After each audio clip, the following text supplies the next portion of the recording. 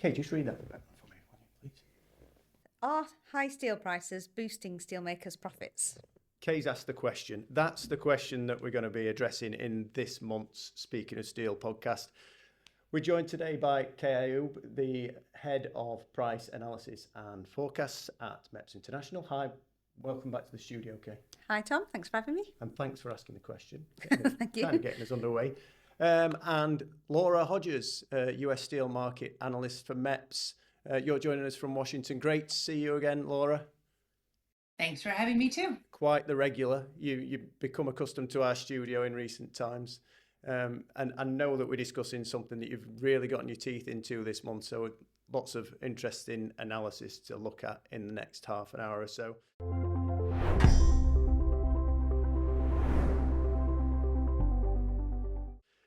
Just looking at the research that MEPS has gathered in recent times, it's worth noting that our world average steel price for hot rolled coils has risen in the region of 13% since the start of the year, and rebar prices are up by around 10%.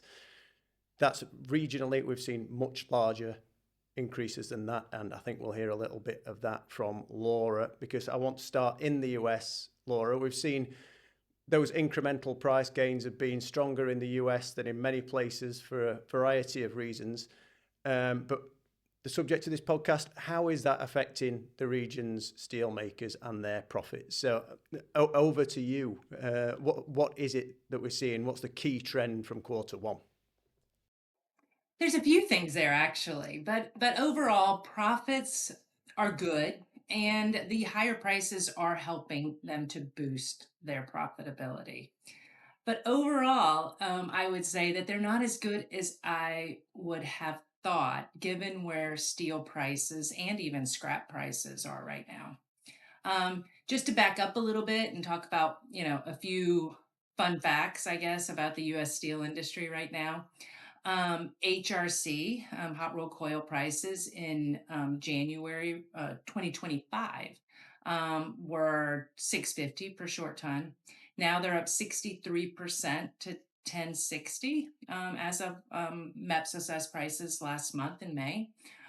The other key feature, of course, is something that we've talked here a lot about, which is tariffs and that impact on imports. So just looking at flat and long products, we traditionally have imported about 15 million tons of steel every year annually. And in 2025, that did drop down to about 12 million. But if you just annualize the last 6 months of 2025, you're really looking around 10 million coming into the United States right now, which is a reduction of 5 million. So we've taken effectively that amount out of the US market. And while we've been adding a lot of capacity over the last few years, it's not yet enough to really fill that complete gap. So hence, we have had some stronger price increases. But going back to profits, the Census Bureau here in the United States, it's a government agency, collects and really gathers, they gather up all the reportings of profitability across different industries here in the United States. And it's something I've been kind of tracking for a while. We don't have data through first quarter yet, but Tom, you'll be happy to hear it comes out next week. And at that point, I really do want to flip over an article for our readers. That'll be great for the International Steel Review as well, yeah. Yes, exactly. But looking at after-tax profits, in 2025, they ranged between 1% and 5%. And keep in mind, this isn't just like the traditional steel mills that they're calculating. It's really looking across the steel industry in general across the United States. So it would include other types of, not necessarily fabricators, but really the entire mix of steel and iron manufacturers here in the United States. This compares to a strong double-digit profit margins when we were in the record high prices of 21, 22 type period, with a peak of 21.2% margins in the first quarter of 2020. Actually, I think it's the second quarter of 2021. So, We have high prices, but we're still talking in aggregate in this overall US industry of around 1 to 5%, with the fourth quarter of 2025 being around 3%. So, that's what I'm saying. I would have expected, given with prices almost at 1100 short ton, our prices to be a little bit, our profits to be a little bit higher than where they are right now. Um, and I think one of the main reasons for that is cost. Costs have been elevated. If you look at the overall cost of goods sold, I just took a look at a couple of the main steel producers here in the United States, and specifically Nucor. The cost of goods sold as a percentage or a share of revenue is much higher right now than it was back when I was, kind of comparing these high profit levels in 2021 and 22. And more specifically, if you really look like for like prices, so the first quarter of 2026, we really had similar prices in the second quarter of 2023. So if I just use those kind of time periods for a comparison of profitability, um, and I will tell you, according to the census data, it's 13% in the second quarter of 2023, and again 3% in, well, really fourth quarter of 2025. It's really has to boil down to cost. Nucor's that share of COGS to revenue is right now 84%. Back in that same period, it was 74. So in the second quarter of the 2023, it was just 74%. So it really has to do with higher costs, and it's not necessarily scrap. It really has to do with the bringing online a lot of this new capacity. There are higher other costs, labor, electricity, and even just the overall CPI. We had a CPI reading right now in April of year over year 3.8% compared to just 2.4 earlier in the year. So overall we just have a higher cost environment, which I think is kind of hurting some of the profitability that I would have expected given where steel prices are right now.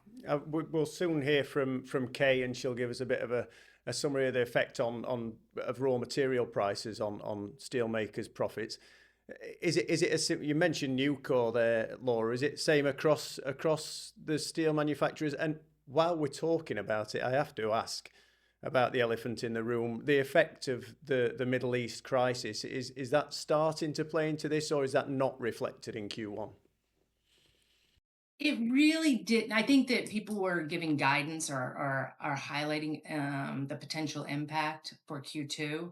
But if you keep in mind, the first quarter really only included March. I think it really started to hit home more, especially here in the United States, which has seen a little less of an impact due to oil, higher oil prices and plastics and a lot of things that are kind of lifting overall inflation in other regions of the world. But I think the earnings report in the first quarter were really more highlighting that as a risk in Q2.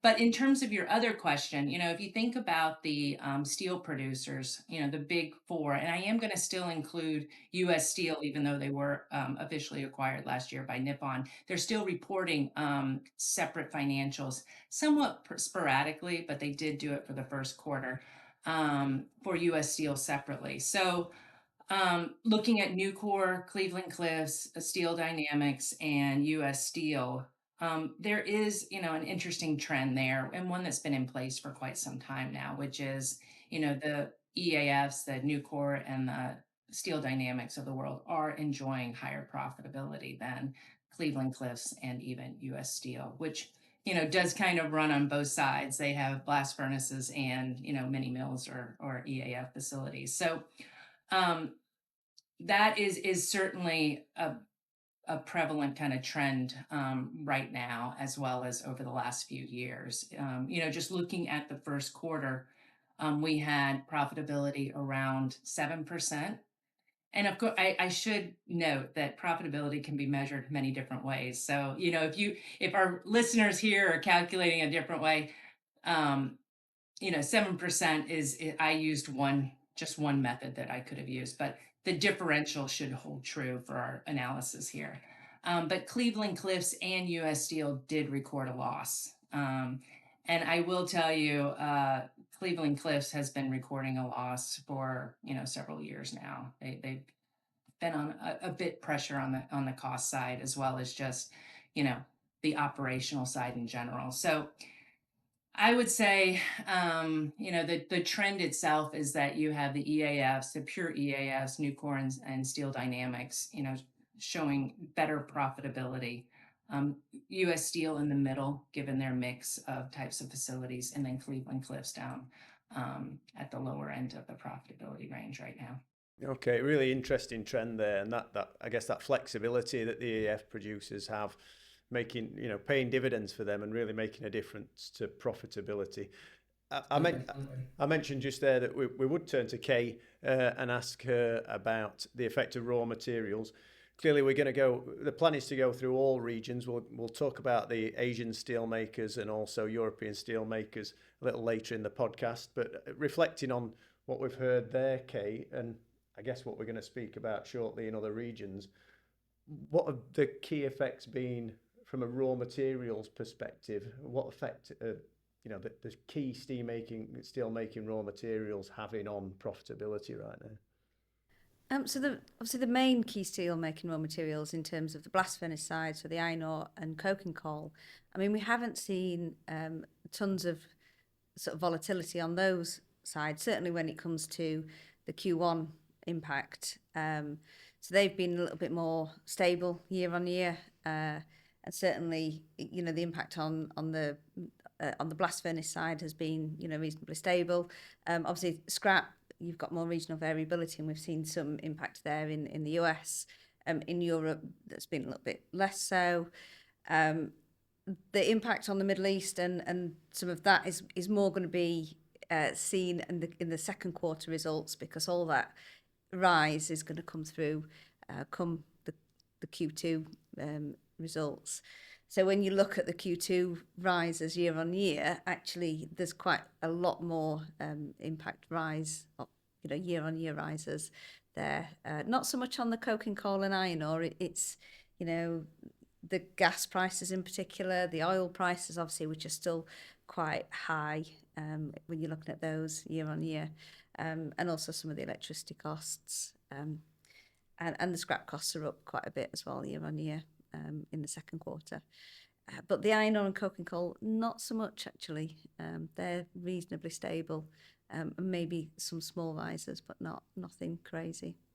So it's more the electric arc furnaces that are obviously impacted, which obviously there's more steel made electric arc furnace route in the US than there is, say, in Europe or in Asia. So the cost impact in the US is bigger from that route, although there's less of an impact from the Middle East in the US than there is in Europe and Asia on that front. So we'll talk about a bit of an outlook later in the podcast for each region, but it sounds like, really, despite what Laura was saying about the costs playing a huge factor in the overall profitability, despite these high prices in the US, in Q1, the effects of those raw materials was relatively stable compared to what we've seen since, maybe. On the iron ore and coking coal front, yes, but obviously in the US it's more electric arc furnaces, scrap, electricity. So the US is a little bit more skewed towards the electric arc furnace route than it is the blast furnace route. So there is a bigger impact on costs from the electric arc furnace route. So yeah, there is a little bit more cost pressure in the US, even a little bit in Q1, because obviously we saw the end of Q1 having a little bit of that cost pressure from the Middle East crisis, although most of it's going to come in Q2 rather than Q1. So there is, more to come on that front. Although we have seen further increases in steel prices to offset some of that, it's not all going to offset it.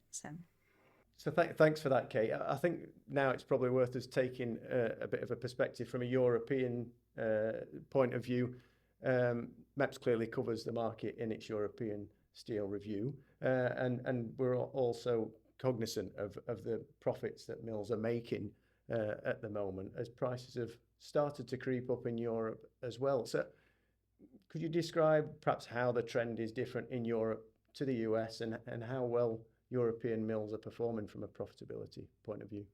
So the European steel mills, their profitability is recovering much faster than the demand side. Although we are seeing apparent steel demand improving in the first half, and certainly the order intake in the first quarter improved. Although the European steel mills shipments were down year on year, because obviously they were relying on orders that were placed at the back end of last year. So the back end of last year was not necessarily as strong, and their steel shipments in the first quarter ended up coming out down year on year, which did affect some of their profitability. Although the steel prices were higher, because the prices did start to move up prior to the end of last year. So the prices going up helped to give them a better balance sheet in the first quarter, with some of the mills performing better than others. So we had the likes of Salzgitter, for instance, who had a really strong balance sheet. ArcelorMittal also did. And then you had ThyssenKrupp on the other end of that, which obviously we've had some. We've seen the issues of Thyssen. They've gone through the, potential sale, and all the issues that we saw with that, and then they've put that on hold now as they've improved, or the steel market in general has improved, and their situation is getting better, and their Q2 financials are potentially looking in a better place, and they're going through some rationalisation and a lot of other things going off there. So they're looking to be in a better place going forward. But the selling prices have continued to move up. The steel shipments are likely to be better in Q2 at all of the European steel mills, as the Q1 order intake improved. Although the raw material costs were reasonably stable in Q1, that's not just iron ore and coking coal, we're also talking about the scrap. And there was some improvements as well on the exchange rate side of things as well, because obviously a lot of the raw materials come in dollar terms, and obviously the European mills are selling in euros in the domestic market. We also had all the changes in trade, or the impending changes in trade, which were obviously announced before Christmas for the 1st of July safeguard measures. So a lot of people sort of pulled back a little bit on imports. We also had the implementation of CBAM on the 1st of January. So a lot of customers switched their purchasing habits away from outside of Europe back to the domestic mills. And that's helping the European mills' profitability just in general. That's helping apparent demand, although the downstream demand isn't necessarily as healthy as it seems on paper,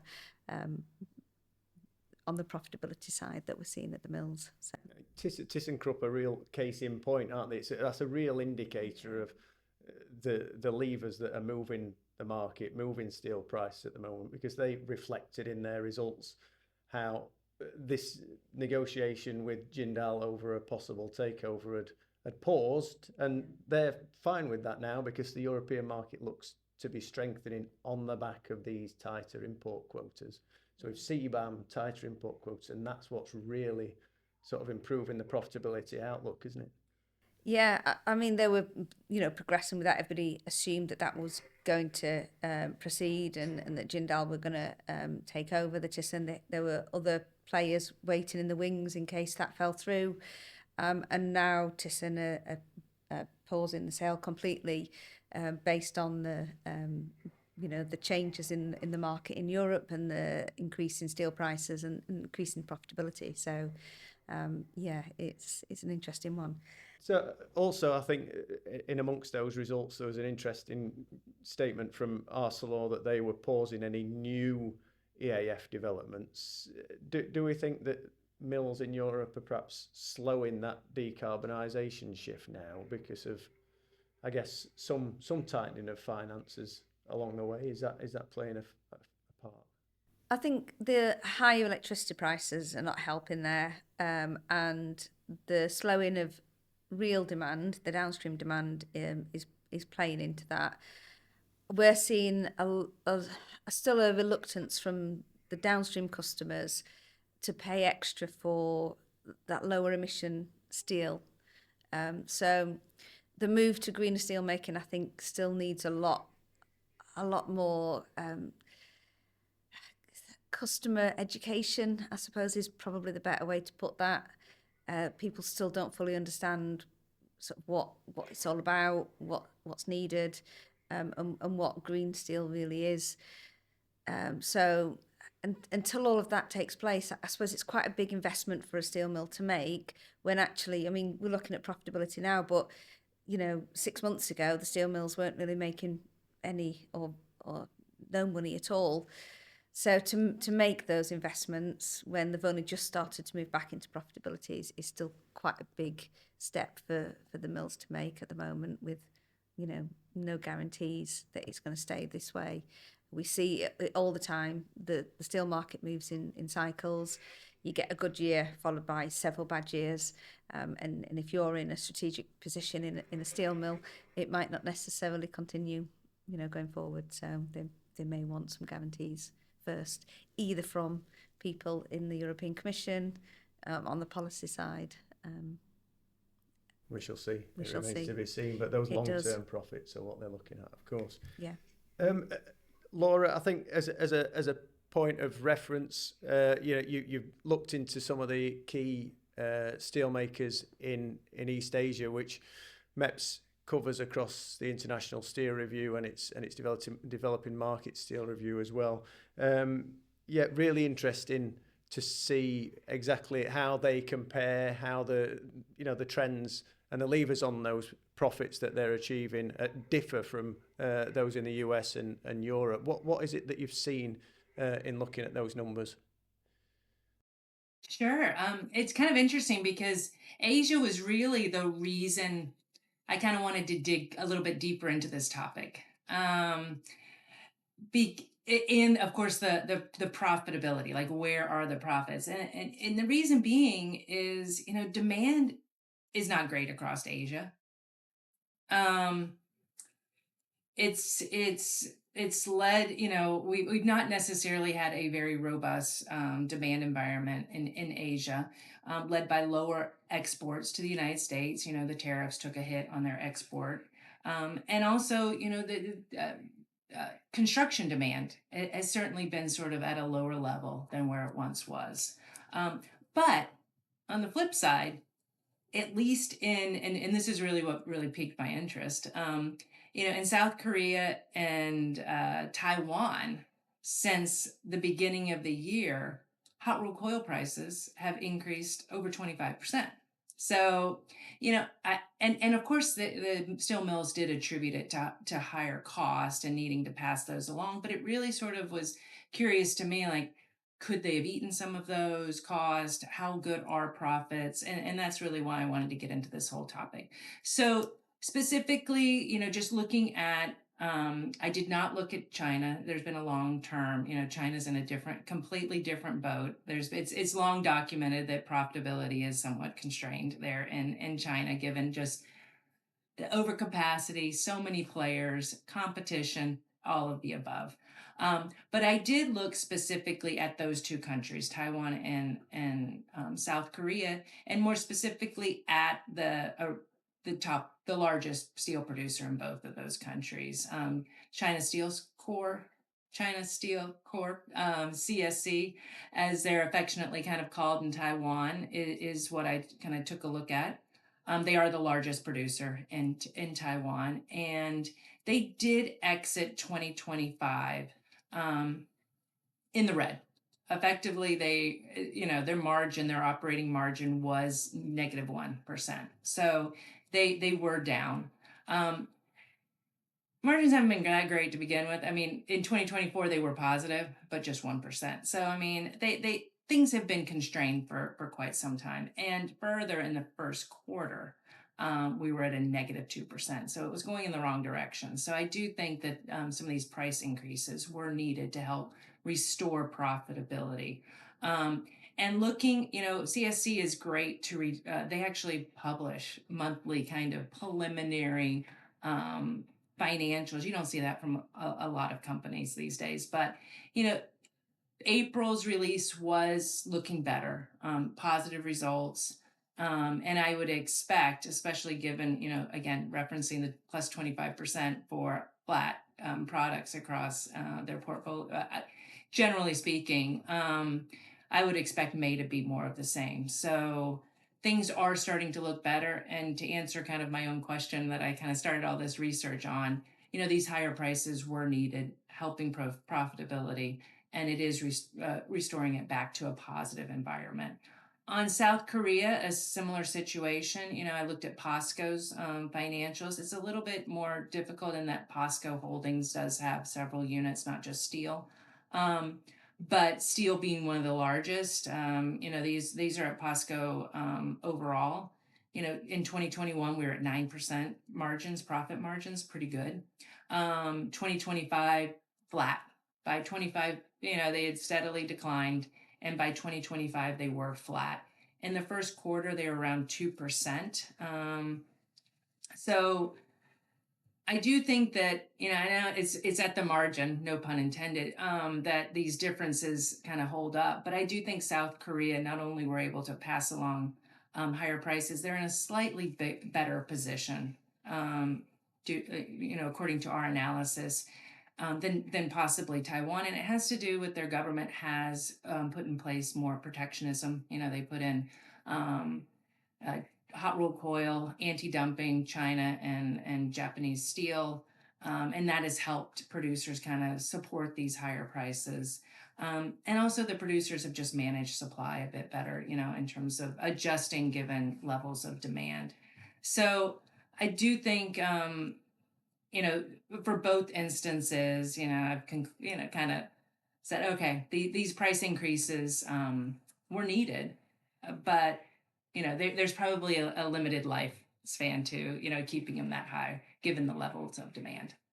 So I think it's probably appropriate in trying to wrap things up and round off the conversation a little bit to reflect forward, take a look at MEPS outlook for prices and also, I guess, by extension, profitability, because regardless of the rising costs, higher prices should give them a little scope to potentially make more profits. Could you give us a bit of an insight, Laura, initially into the outlook in the US? Sure. I mean, the U.S. is a little bit more nuanced, and I think, of course, you can't talk about the U.S. outlook without talking about risks to our outlook. So I will conclude with that.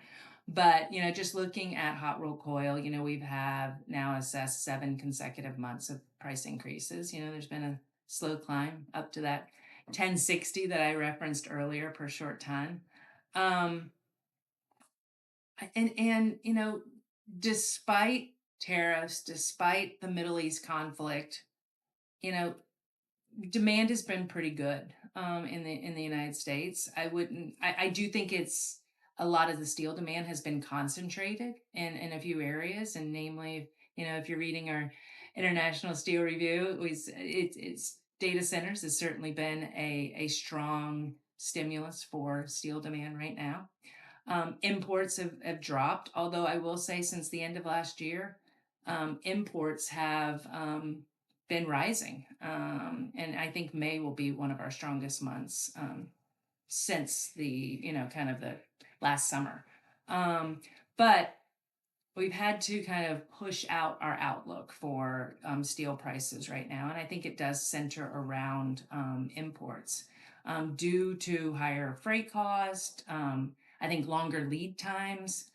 We're not necessarily going to, I think that imports are going to take a bit of a breather over the summer months. And you're already hearing that from MEPS respondents, our research partners, that, they've kind of taken that off the table at this point, just given some of the uncertainty. So we kind of revised our outlook over the past couple of months since the start of the Middle East conflict to prices stay higher for longer. We do think that they'll stay a bit through the summer months is our current outlook.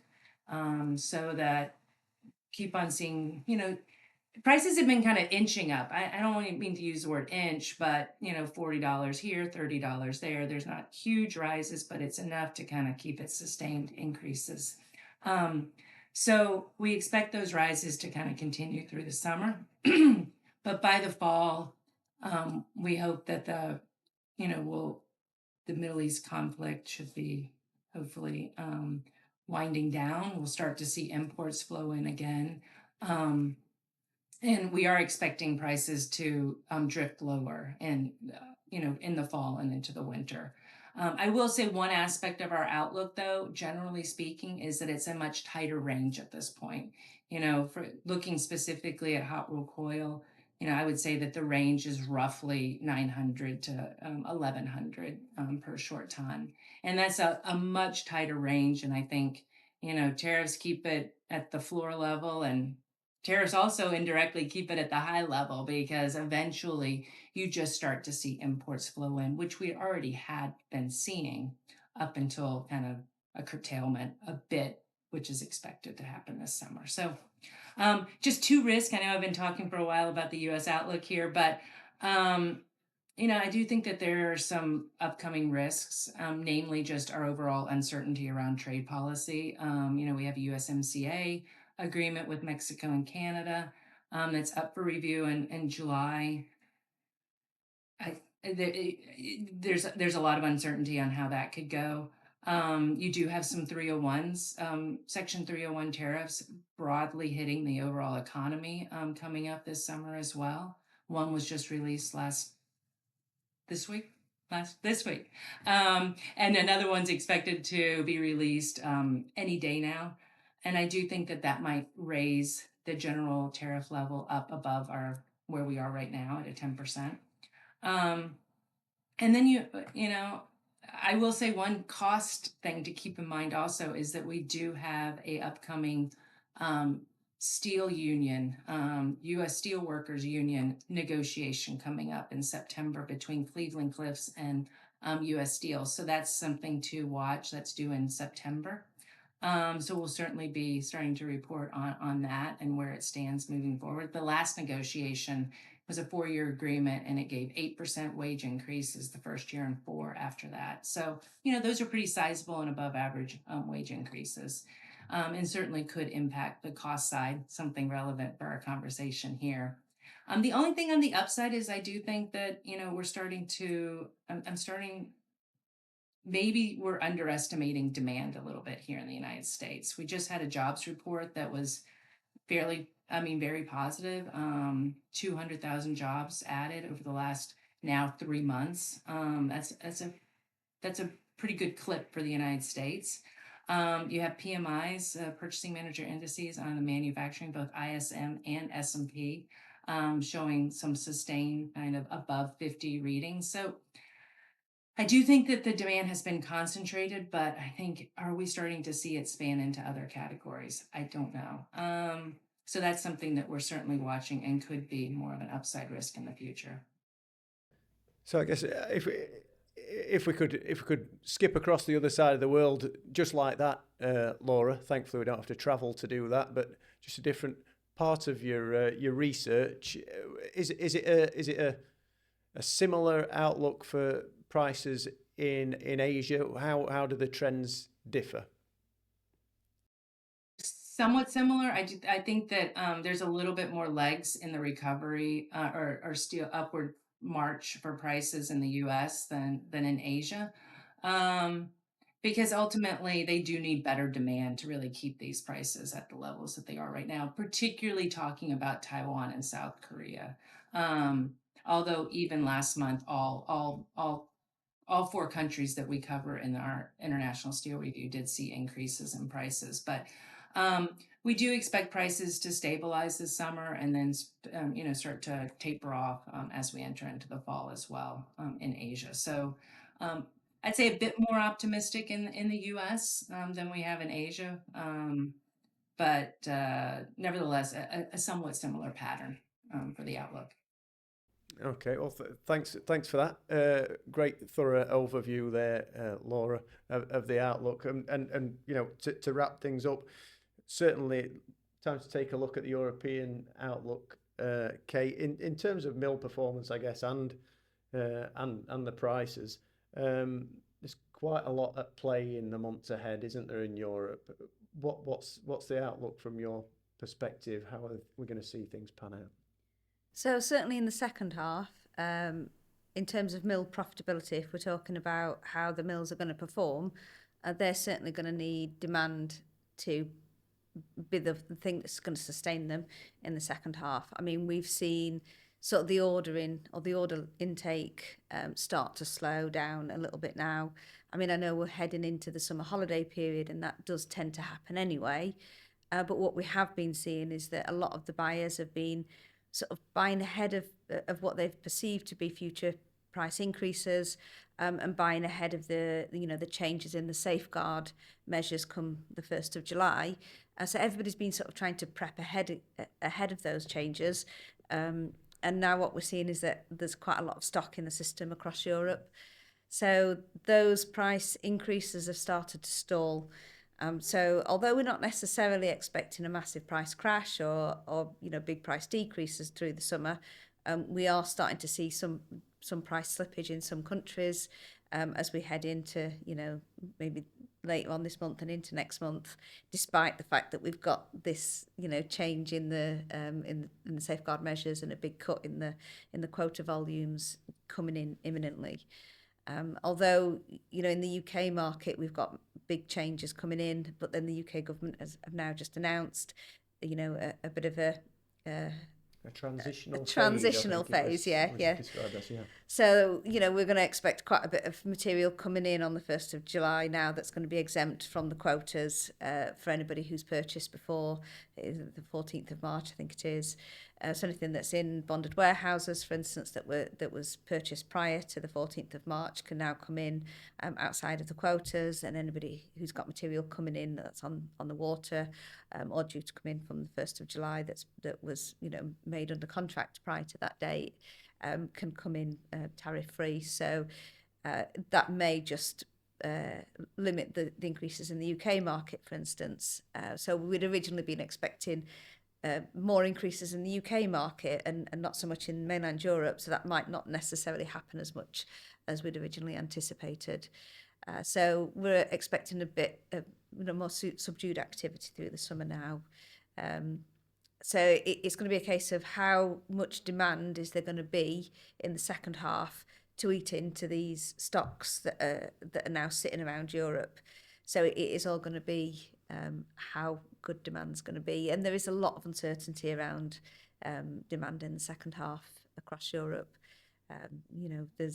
It's not been that great so far in a lot of sectors this year. There's been some pockets of good demand. Data centers, like in the US, like in many countries, has been good. There's been, a little bit of improvement in the automotive sector.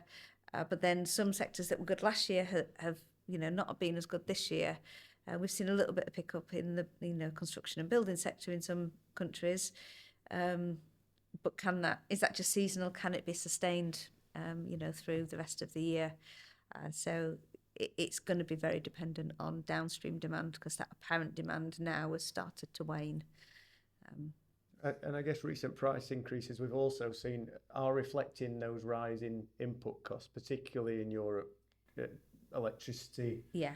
And I guess to a certain degree, transport's being reflected in the prices that people are paying as well. Yeah, I mean, the prices that we're monitoring, certainly on the flat product side, exclude the transport costs. But yeah, the customers are having to pay extra for the delivery to their warehouses. Obviously, fuel costs are still high, as the oil prices are still at much higher prices than they were this time last year, for instance. And until the issues and the conflicts in the Middle East resolve themselves, that's going to remain the case. So yeah, hopefully in the next few months that will be resolved, but nobody knows realistically when that's going to be.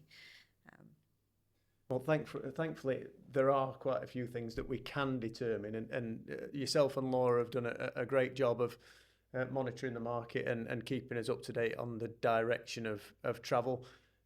The MEPS steel market reviews provide 12-month forecasts on steel prices, so people can still go there for the most accurate view of the direction of travel.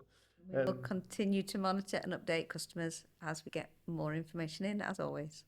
Absolutely. So I guess, I think, Laura, there's probably only time left really just to thank people, I guess, for listening to the Speaking of Steel podcast, but equally people should be mindful that the best place to go for the regular market commentary and forecasts are the steel market reviews. Those that we've referenced today: European Steel Review, International Steel Review, and with parts of Asia also reflected in the Developing Market Steel Review. But for this episode, that's us wrapped up. Thank you ever so much for joining us again, Laura. Great to see you. And Thank you. Michelle and Kaye, thanks for thanks for taking the time to join me in the studio. It's been a pleasure. Thanks for having us. Great stuff. Thanks, guys.